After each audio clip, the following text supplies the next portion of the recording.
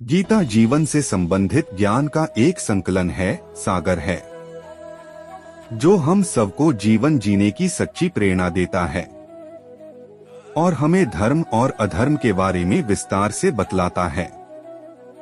सभी ग्रंथों में से श्रीमद् भगवद गीता को सबसे महत्वपूर्ण माना जाता है। इसकी रचना महर्षि वेदव्यास ने की थी। गीता में ज्ञान योग, कर्म योग, भक्ति योग, राजयोग, एकेश्वरवाद आदि की बहुत सुंदर ढंग से चर्चा की गई है। आज के संदर्भ में अगर बात करें तो गीता मनुष्य को कर्म का महत्व समझाती है। गीता हमें अपने कर्तव्य के महत्व को समझती है। गीता को माँ भी कहा गया है। यह इसलिए कि जिस प्रकार माँ अपने बच्चों को प्यार दुलार देती और सुधार करते हुए महानता के शिखर पर आरूढ़ होने का रास्ता दिखाती है, उसी तरह गीता भी अपना गान करने वाले को सुशीतल शांति प्रदान करती है। यह मनुष्यों को सद्शिक्षा देती और अच्छे और सच्चे इंसान बनने के राह पर अग्रसर होने की प्रेरणा प्रदान करती है। श्रीमद् भगवद गीता के अनुसार नरक के 3 द्वार हैं: क्रोध, वासना और लालच। क्रोध से भ्रम पैदा होता है, भ्रम से बुद्धि व्यग्र होती है और जब बुद्धि व्यग्र होती है तब तर्क नष्ट हो जाता है। जब तर्क नष्ट होता है तब व्यक्ति का पतन हो जाता है। सदैव संदेह करने वाले व्यक्ति के लिए प्रसन्नता तीनों लोक में कहीं भी नहीं है। जो मनुष्य अपने मन को नियंत्रण में नहीं रख सकता, वह शत्रु के समान कार्य करता है। व्यक्ति जो चाहे बन सकता है, यदि वह विश्वास के साथ इच्छित वस्तु पर लगातार चिंतन करे।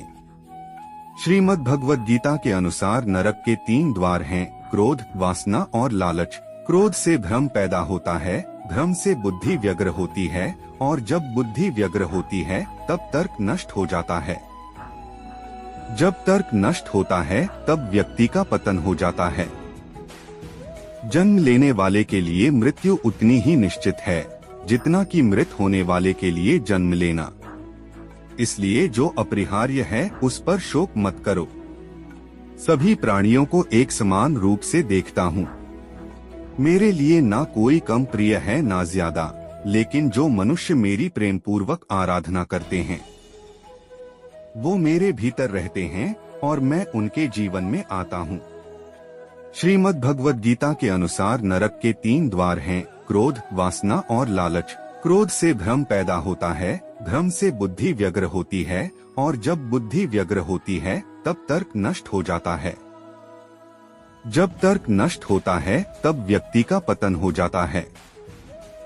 मैं सभी प्राणियों को एक समान रूप से देखता हूँ।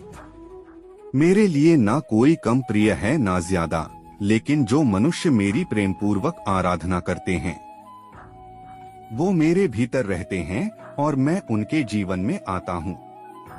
सही कर्म वह नहीं है जिसके परिणाम हमेशा सही हो, बल्कि सही कर्म वह है जिसका उद्देश्य कभी भी गलत ना हो। जिस प्रकार मनुष्य पुराने वस्त्रों को त्याग कर नए वस्त्र धारण करता है, उसी प्रकार आत्मा पुराने शरीर को त्याग कर नवीन भौतिक शरीर धारण करता है। शरीर में रहने वाले का कभी भी वध नहीं किया जा सकता है, इसलिए किसी भी जीव के लिए शोक करने की आवश्यकता नहीं है।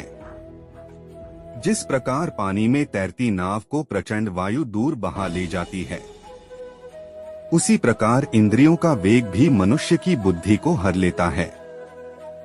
हे अर्जुन, जब भी और जहाँ भी धर्म का पतन होता है और अधर्म की प्रधानता होने लगती है, तब तब मैं इस धरती पर अवतार लेता हूँ।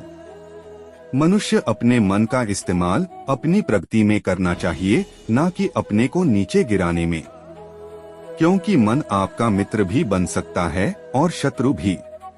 नरक के 3 द्वार हैं: वासना, क्रोध और लालच। न तो कर्म से विमुख होकर कोई कर्मफल से छुटकारा पा सकता है और न केवल संन्यास से सिद्धि प्राप्त की जा सकती है। कोई भी इंसान जन्म से नहीं बल्कि अपने कर्मों से महान बनता है। आए, मैं जल का स्वाद हूँ, सूर्य तथा चंद्रमा का प्रकाश हूँ, वैदिक मंत्रों में ओंकार हूँ, आकाश में ध्वनि हूँ तथा मनुष्य में सामर्थ्य हूँ।